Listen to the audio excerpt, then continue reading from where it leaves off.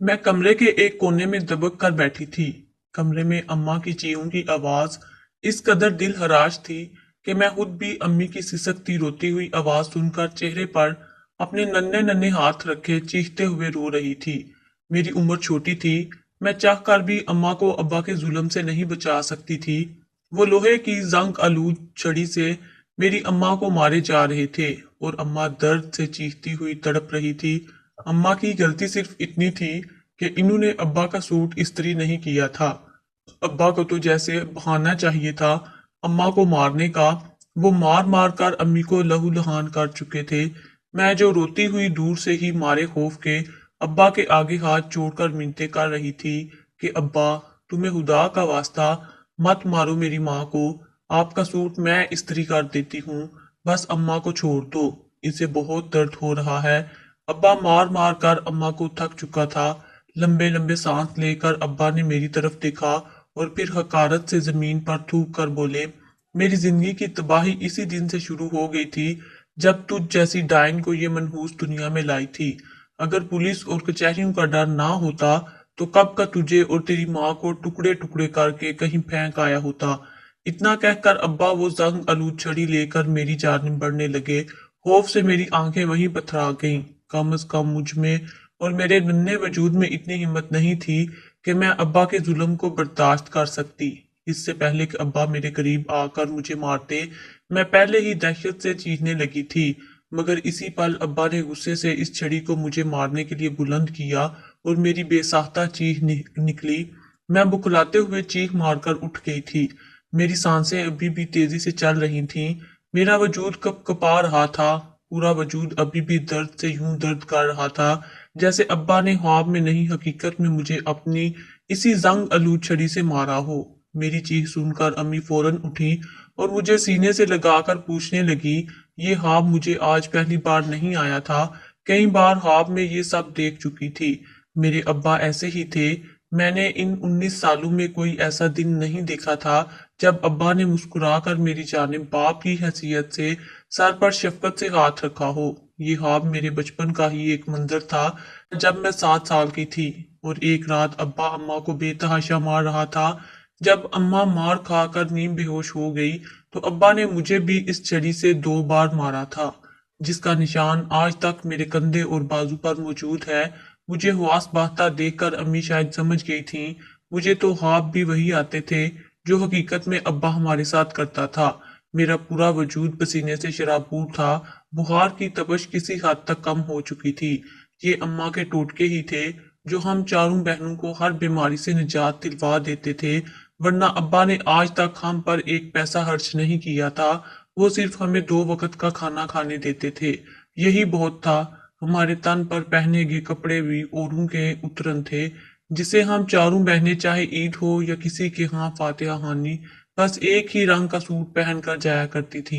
मैं ख्यालों की दुनिया से बाहर निकली और तभी मेरी नजर अम्मा की कलाइयों पर पड़ी, जहां से अभी भी हल्का हल्का खून रिस रहा था। कल रात अब्बा ने अम्मी की कलाइयों पर गरम सुलाह रख दी थी। गलती कोई नहीं थी, बस इनकी तो अब आदत बन चुकी थी हर बार हमें और हमारी माँ को रोजाना अजियत देने की। इनको तो शायद सुकून की नींद आती ही तभी थी जब वो हर रात हम चारों बहनों और अम्मा की रोती सिसकती दर्द से तड़पती आवाज नहीं सुनते थे। मैं अपने बिस्तर से उठी। अभी भी मेरा सर चकरा रहा था, मगर मैं किचन में गई और घी लाकर अम्मा की कलाइयों पर लगाने लगी। शायद इससे इनके अकड़े हुए जख्मों को कुछ आराम मिल जाता। मैं अभी ऐसा कर ही रही थी कि अब्बा घर में दाखिल हुए। इन्होंने एक उससे बड़ी नजर मुझ पर और अम्मा पर डाली और अगले ही पल कहने लगे, घी इतना सस्ता तो नहीं जो तुम माँ बेटियां अपने हाथों पर लगाती फिरो। अब्बा की जली कटी बातें सुनना हमारे लिए नया नहीं था। मैंने एक सर्द सी सांस हाज की और फिर उठकर अब्बा को बोली कि आप कोई मरहम ला दें। अम्मी के हाथों पर जख्म है, वो ऐसे नहीं ठीक होने वाले। मगर अब्बा ने तो जैसे हमारे हर सवाल पर उल्टा जवाब देने की कसम खा रखी थी। फौरन बातें सुनाने लगे और हमेशा की तरह इस बार भी बात का इख्तिताम इसी बात पर किया था कि तुम पांचों माँ बेटियां मनहूस हो। जब से मेरी जिंदगी में आई हो, मेरी जिंदगी बर्बाद करके रख दी है। मेरी जिंदगी की सबसे बड़ी गलती ही नाजिया से शादी करना थी, मगर इससे भी बड़ी गलती मुझसे ये हुई कि मैं तुम जैसी मनहूस लड़कियों का बाप हूँ। अब्बा ऐसे ही कई अलकाबात से हमें एक बार फिर नवाज कर दूसरे कमरे में चले गए। मेरी अम्मी फूट फूट कर रोने लगी। इनकी आंखों से आंसू कतार दर कतार बह रहे थे। एक अम्मी ही तो थीं जिनसे हमारी जिंदगी में रंग थे। इन्हें यूं रोता देखकर हम चारों बहनें इनके साथ लिपट गईं और इन्हें चुप करवाने लगीं। अम्मी ने अपने आंसू पूंछे और फिर रोते हुए हम चारों के सामने हाथ जोड़कर बोली कि मेरी बेटियों, मुझे माफ कर दो। मैं तुम्हारी बदनसीब माँ तुम लोगों को बाप का प्यार नहीं दिलवा सकी। काश तुम मेरी जगह किसी और की कोख से जन्म लेती, जहां तुम जैसी फूल सी बच्चियों की कदर की जाती, इन्हीं पलकों पर बिठा कर रखा जाता। अम्मी के बंदे हाथ उड़कर दाल पास सुनकर हम चारों की आंखों भी भीग गईं। अब्बा का रवैया न जाने कब हमसे ठीक होने वाला था। मुझे तो इसी आस पर आज 19 साल हो चुके थे। बस हर पल यही दुआ रहती कि जैसे ड्रामों में एक मुकर्रा वक्त के बाद इंसान को हिदायत मिल जाती है और इसे अपनी गलतियों का एहसास हो जाता है, वो सबके साथ अपना रवैया दुरुस्त कर लेता है। काश हमारे अब्बा भी किसी रोज हमसे मोहब्बत से ना सही तरस खाकर ही रवैया ठीक कर लेते। बचपन से लेकर आज तक हम अपने बाप के प्यार के लिए तरस रही थीं। अब्बा को हमसे नफरत थी और नफरत भी इस कदर शदीद थी कि आज तक इन्होंने अपनी चीजों को अम्मा के अलावा हम चारों को हाथ तक न लगाने नहीं दिया था। बकौल इनके हम मनहूस हैं, जिसकी जिंदगी में भी जाएंगी इसे बर्बाद करके रख देंगी। अब्बा को शुरू से ही बेटा चाहिए था। इनकी ख्वाहिश सिर्फ बेटा पैदा करना थी, मगर पहली औलाद ही इनके यहाँ मैं यानी बेटी पैदा हो गई। मेरी पैदाइश पर भी वो खुश नहीं थे। फिर यके बाद दीगरे 3 मजीद बेटियां पैदा करके अब्बा को तो जैसे अम्मा से भी नफरत होने लगी थी। अब अक्सर वो अम्मा को मारने के साथ साथ ये भी धमकी देने लगे थे कि तुम तो मुझे बेटा दे नहीं सकी, मैं अब दूसरी शादी करूंगा और मेरी दूसरी बीवी मेरे बेटे की ख्वाहिश पूरी करेगी। ये बात जब जब अब्बा कहते, अम्मी हून के आंसू रोने लगती। सिर्फ अम्मा ही नहीं, हम भी एक दूसरे को अजाफी सी चीज समझने लगते। अब्बा को तो हमारी जरूरत ही नहीं थी, हम तो बस एक आजमाइश बनकर अम्मा पर नाजिल हुई थी। हम चारों बहनों ने सिर्फ कुरान मजीद की तालीम ही हासिल की थी। अब्बा के पास इतने फालतू पैसे नहीं थे जो वो हम पर लगाते। अम्मा जितना पढ़ी लिखी थी, इन्होंने हम चारों को भी इतना सिखा दिया था। रात के 11 बज रहे थे जब अब्बा घर में दाखिल हुए। इनको देखकर हम चारों बहनें फौरन सिमट कर एक ही बिस्तर पर बैठ गईं। अब्बा ने एक सरसरी सी नजर हम पर डाली और फिर अम्मा को मुहातब करके बोले, जल्दी से मेरे लिए गर्मा गर्म खाना लाओ, बहुत भूख लगी है। अम्मी फौरन खाना गर्म करके लाने लगी। मैं भी जल्दी से उठी और पानी का गिलास लाकर अब्बा के सामने मेज पर रखने लगी, मगर बुखार की वजह से तबीयत इस कदर खराब होने लगी कि मेरी आंखों से दो दो वजूद नजर आने लगे। मैंने गिलास अब्बा को पकड़ाने की बजाय इनके अक्स को पकड़ा दिया था और फिर वो गिलास मेरे हाथों से छूटकर अब्बा के कपड़ों को भिगोता हुआ जमीन पर गिर कर चिकनाचूर हो चुका था। गिलास टूटते ही चंद टुकड़े अब्बा के पैरों में पिवस्त हो गए। मेरे वजूद से तो जैसे सारा खून सिमट कर रह गया था। एक तो अब्बा का गुस्सा और इनका मिजाज वैसे ही हमारी सांस रोक देता था। दूसरा, ना चाहते हुए भी होने वाली गलती से अब्बा का गुस्सा एक बार फिर हमें देखना पड़ना था। कांच का लगना था कि अब्बा बिलबिला उठे। इन्होंने सामने रखी गरम सालन की प्लेट उठाई और बगैर देखे मेरे मुंह पर उछाल दी। मेरा चेहरा और कपड़े गंदे हो चुके थे। मुंह पर जलन महसूस होने लगी, मगर इसके बावजूद मैं अब्बा से माफी मांगते हुए इनके दाएं पैर को हाथ में थाम कर अब्बा का कांच निकालने लगी। अब्बा मुझे गालियों से नवाज रहे थे। अम्मा भी वहां आ चुकी थीं। मैंने हिम्मत करके अब्बा के पाँव से कांटे निकाले। कांटा निकलते ही इन्होंने अपने पैरों को झटका और फौरन उठकर बड़बड़ाते हुए वहां से चले गए। अगले चंद दिन तक अब्बा घर से गायब रहे थे। वो कहाँ गए थे हमें कुछ इल्म नहीं था। घर में खाने के लिए लाया गया सौदा सलफ भी खत्म होने को था और अम्मा के पास पैसे भी मौजूद नहीं थे। इसी परेशानी में हम सभी मुब्तला थीं कि इस शाम कुछ ऐसा हुआ जिसके बाद हम सब की जिंदगियां बदल कर रह गईं। मैंने कभी ख्वाब में भी नहीं सोचा था कि मेरे अब्बा कभी ऐसा कदम भी उठा सकते थे। शाम को दरवाजा खटका और मेरी छोटी बहन दरवाजा खोलने के लिए गई। दरवाजा खोलते ही जो मंजर हमें दिखाई दिया वो देखकर हम दंग रह गए। मेरे अब्बा घर में दाखिल हुए थे। सिर्फ इतना ही नहीं, इनके साथ एक औरत भी मौजूद थी जिसने रवायती दुल्हनों जैसा लिबास पहन रखा था। इसे देखते ही हम सबको सांप सूंघ चुका था। अब्बा मुस्कुराते हुए घर के अंदर दाखिल हुए اور اس عورت کا ہاتھ پکڑ کر میری اماں کے سامنے لے جا کر کھڑا کر دیا۔ میری ماں جو شاید کچھ سمجھ چکی تھی، حیرت سے یکٹک کبھی ابا کو تو کبھی اس عورت کو دیکھ رہی تھی۔ ابا نے اس عورت کو اماں کے مقابل کھڑا کرتے ہوئے کہا کہ دیکھ نازیہ، لے آیا ہوں تیرے سر پر سوتن، آج سے اس گھر کی مالکن اور میری بیوی کے درجے پر صرف اور صرف شگفتہ فائز ہے، یہی میری بیوی ہے اور اب یہی مجھے بیٹے کا باپ بنائے گی، اس خاندان کا وارث دے گی۔ ابا ایک ہی سانس میں یہ بات بولتے چلے جا رہے تھے جبکہ اماں سن سی کھڑی تھیں۔ مجھے اس پل ابا پر شدید غصہ آیا تھا اور خاص کر اس پر جو گھونگھٹ میں خود کو چھپا کر کھڑی تھی، مگر ابا کی باتوں کے دوران جب اس نے گھونگھٹ اٹھایا تھا تو میرے ہوش اڑ گئے۔ وہ تو میری ہی عمر کی ایک جوان لڑکی تھی جس سے ابا نکاح کر کے گھر لے آئے تھے۔ وہ مسکراتی ہوئی ایک طنزیہ نظر میری ماں پر ڈالتے ہوئے اب ہم چاروں بہنوں کو دیکھ رہی تھی۔ امی تو صدمے سے زمین پر گر چکی تھیں۔ ہم بھاگ کر ان کی جانب بڑھی۔ کیا پہلے ابا کے دیے ہوئے دکھ کم تھے جو اب وہ ایسا بھی کر آئے تھے؟ انہیں ہم سے نفرت تھی اور شدید ترین نفرت تھی۔ انہیں تو ازل سے ہی بیٹا چاہیے تھا، مگر یہ ان کی بدقسمتی تھی جو ہم پیدا ہو گئیں۔ ابا اماں کو یوں ہی روتا چھوڑ کر اپنی نئی نویلی دلہن کے ساتھ کمرے میں چلے گئے۔ مجھے اس دن پہلی بار اپنے ابا کے لیے دل میں نفرت محسوس ہوئی تھی۔ اس سے پہلے دل میں صرف خوف تھا، مگر اب نفرت نے بھی جگہ بنا لی تھی۔ میں نے اماں کو اٹھا کر بستر تک لایا۔ وہ ابھی تک دیوانوں جیسی بڑبڑا کر کہہ رہی تھی، حمید میرے ساتھ ایسا نہیں کر سکتا، حمید نے تو مجھ سے پسند کی شادی کی تھی، اب بیٹا پیدا نہیں ہوا تو اس میں میری کیا غلطی؟ میں تو ہر بار خدا سے رو رو کر یہی دعا کرتی رہی کہ اس بار مجھے بیٹا دے دو تاکہ میرا شوہر مجھ سے راضی ہو سکے، مگر ہر بار اس نے مجھے بیٹی عطا کر دی۔ میری وجہ سے تم سب کے نصیب بھی سیاہ ہو گئے۔ ماں پھوٹ پھوٹ کر رونے لگی تھی۔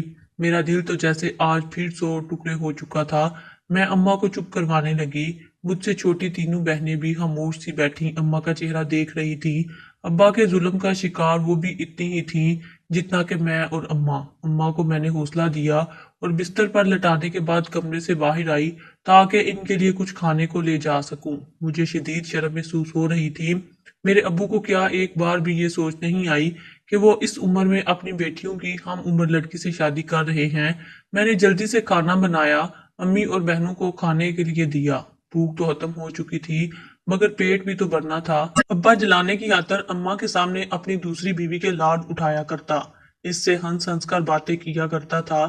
ایک دن جب اماں نے ابا کو اپنی دوسری بیوی کے ساتھ یوں بے باکی سے گفتگو کرتے دیکھا تو انہیں غصہ آ گیا۔ اتنے دنوں سے وہ میرے کہنے پر خاموش بیٹھی تھیں، مگر آج جب صبر کا پیمانہ لبریز ہو گیا تو وہ بول اٹھیں۔ وہ پہلی بار ابا سے دو ٹوک بات کرتے ہوئے بولی کہ حمید تجھے شرم نہیں آتی؟ گھر میں تیری 4 جوان بیٹیاں موجود ہیں اور تو ان کے سامنے یہ بے شرمی کر رہا ہے۔ اس عمر میں تجھے اپنی بیٹیوں کے فرائض سے سبکدوش ہونا چاہیے تھا اور تو بچیوں کی عمر کی لڑکی کو بیاہ کر گھر۔ اس سے آگے تو اماں بول ہی نہ سکی تھیں کیونکہ ابا کی دوسری بیوی نے جٹ سے اٹھ کر اماں کے منہ پر تھپڑ مار دیا تھا۔ ابا کے چہرے پر اس پر غرور سے مسکراہٹ پھیلی۔ ابا کی بیوی غصے سے اماں کو انگلی دکھاتے ہوئے بولی، خبردار نازیہ، آج تو ہو گیا، آئندہ اگر میرے شوہر سے اس لہجے میں بات کرنے کی کوشش کی تو ہڈیاں توڑ کر ہاتھ میں دوں گی۔ اس لڑکی کو یوں بولتا دیکھ کر مجھے غصہ آیا تھا۔ آخر اس کی اتنی جرت کیسے ہوئی تھی میری ماں پر ہاتھ اٹھانے کی؟ میں نے غصے سے اس لڑکی کو ڈانٹا تو فوراً ابا اٹھ کھڑے ہوئے اور پھر گالیاں دیتے ہوئے مجھے اور اماں کو مارنے لگے۔ تیلی ماں سامنے کھڑی مسکرا رہی تھی جبکہ اماں مجھے ابا کے گونسوں سے بچاتی میرے حصے کی مار بھی خود کھا رہی تھی۔ جب ابا مار مار کر تھک گیا تو گھر سے باہر نکل گیا۔ میں اور ماں بس ایک سرد آہ خارج کر کے رہ گئیں۔ اب تو ان کی مار سے درد ہونا بھی ختم ہو چکا تھا، شاید جسم بھی اب عادی ہو چکا تھا ان کی مار کا۔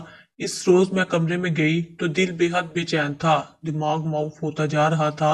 دل چاہا کہ بس وہی کھڑے کھڑے رونے لگوں اور اتنا روؤں کہ میرے آنسو ابا کے پتھر دل کو موم کر دیں، انہیں ہم پر ترس آ جائے۔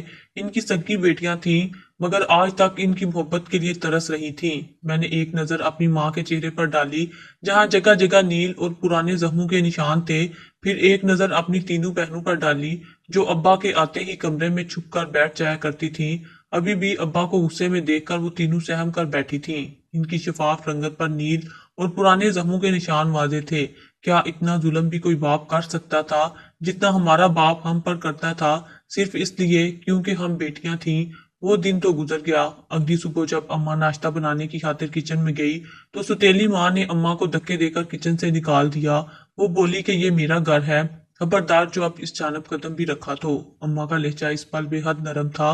वो सरसरी सी अंदाज में बोली कि नाश्ते का वक्त है, बच्चियों ने नाश्ता करना है, मुझे बनाने दो। मगर इस पर तो जैसे एक जिद सवार थी। इसने अम्मा को सख्ती से किचन में आने से मना कर दिया और अम्मा खामोशी से वापस कमरे में आ गईं। इनका बुझा हुआ चेहरा देखकर मैं समझ चुकी थी अम्मी ने इसकी मिन्नतें की मगर वो ना मानी। आहिर बीवी भी हमारे अब्बा की थी, इसने हमारा खाना पीना बंद कर दिया था। फिलहाल हमने खामोशी इख्तियार की और घर के कामों में बगैर नाश्ता किए ही मशगूल हो गए।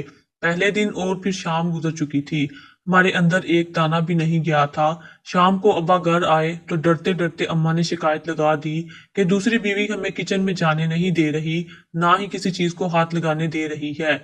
ये सुनकर अब्बा ने एक नजर दूसरी बीवी पर डाली और फिर अम्मा को देखकर बोले कि वो मालकिन है इस घर की, बहुत जल्द मुझे मेरा वारिस देने वाली है। इसकी मर्जी ये तुम लोगों को भूखा प्यासा रखे या सैर होकर खाना खिलाए। अब्बा की बात सुनकर मेरे दिल को दचका सा लगा था। आखिर इंसानियत नाम की भी कोई चीज होती है। मगर अब्बा के खौफ से हम वापस कमरे में आ गईं। इस दिन अम्मी काफी चुप चुप थीं। इन्होंने एक नजर हमें देखा और फिर बोली कि मुझे माफ कर देना बेटियों, मैं तुम लोगों को तुम्हारा जायज हक नहीं दिलवा सकी। इतना कहने के बाद वो जाए नमाज बिछाकर नमाज पढ़ने लगी। आखिर इसमें इनका भी कसूर क्या था? हमारी खातिर वो हर हद तक गई थी। वो सारी रात हमने यूं ही भूखे गुजारी। सुतेली माँ ने कई किस्म के खाने मंगवा कर अब्बा को खिलाए और हम कल से भूखी बैठी थी। दिल था कि अब कट रहा था। भूख ने जान निकालना शुरू कर दी थी। मेरी छोटी बहनें भूख से निडाल होकर गिरने लगी। इनकी आंखें नहीं खुल पा रही थीं। अम्मा के सब्र का पैमाना भी लबरेज हो गया और वो इस बार गुस्से से उठकर किचन की जानिब चली गई जहां सुतेली माँ और अब्बा मौजूद थे। अम्मा को गए हुए अभी कुछ देर ही हुई थी कि एक पल को मेरा दिल कांप कर रह गया। किचन से अम्मा की पलक शिकाफचियों की आवाज आने लगी थी। मैं सहम कर फौरन भागते हुए बाहर निकली। सामने का मंजर देखकर मेरी रूह फना होने लगी। मेरी माँ का वजूद पूरी तरह आग में जल रहा था। वो चीख चीख कर मदद के लिए पुकारती हुई भाग रही थी। हम चारों की तो एक साथ चीखें थीं। फौरन जलती हुई अम्मा की जानिब दौड़ी। वो खिलाते हुए पानी ढूंढने लगी, फिर पास पड़ी चादर अम्मा पर डाली। हमारा शोर और चीखो पुकार मोहल्ले वालों ने सुन लिया था। मेरी माँ पूरी तरह जल चुकी थी। इसका वजूद झुलस कर स्याह हो चुका था और हम चारों बहनें बुत बनी अपनी माँ की लाश देख रही थीं। एक बार भी बाप के दिल में नरमी नहीं जागी थी। एक बार भी इन दोनों के दिल में इंसानियत नहीं आई थी। आखिर वो इस हद तक कैसे गिर सकते थे? रोटी ही तो मांगने की खातिर गई थी। वो किचन में इसकी इतनी बड़ी सजा दे डाली। मैं बुत बनी सोचूं में गुम सी पुलिस ऑफिसर को बयान रिकॉर्ड करवा रही थी। पुलिस एहलकार मेरे अब्बा और सुतेली माँ को कब का थाने ले जा चुके थे। पूरे गांव में तहलका सा मच गया था। जितने मुंह इतनी बातें थीं। किसी का कहना था मेरी माँ खुद जल कर मरी है तो किसी ने कह दिया शोहर ने जलाकर मारा है। आज मेरी माँ का सोयम था और घर में सिवाय हम चारों के कोई मौजूद नहीं था। ये फिल्मों ड्रामों में ही ठोकर लगने पर एक उम्र तक पहुंचकर इंसान को अक्ल आ जाती है। वो गुनाहों से तौबा कर लेता है, माफी मांग लेता है। जबकि हकीकत में लोग मेरी माँ जैसे मासूम लोगों को कब्र में उतार कर भी राजी नहीं रह सकते। अब्बा और सौतेली माँ को लंबी कैद हो चुकी थी। चंद दिनों बाद वही पक्की सी उम्र का पुलिस ऑफिसर वापस लौटा जिसे मैंने अपनी दास्तान सुनाई थी। इसने मेरे सर पर हाथ रखते हुए अपनी बहू बनाने की खबर सुनाई। आज मेरी शादी को 2 साल हो चुके हैं। मेरी गोद में मेरी एक माँ की बेटी है। शोहर और सास ससुर मेरे और मेरी बेटी के लाड लहरे उठाते नहीं थकते। मेरी बहनें भी मेरे साथ ही रहती हैं। ससुर ने हमें सगे बाप से बढ़कर प्यार दिया है, मगर काश हमारी माँ के साथ अब्बा ने वो सब ना किया होता। इनकी कमी सारी जिंदगी हमें महसूस होती रहेगी।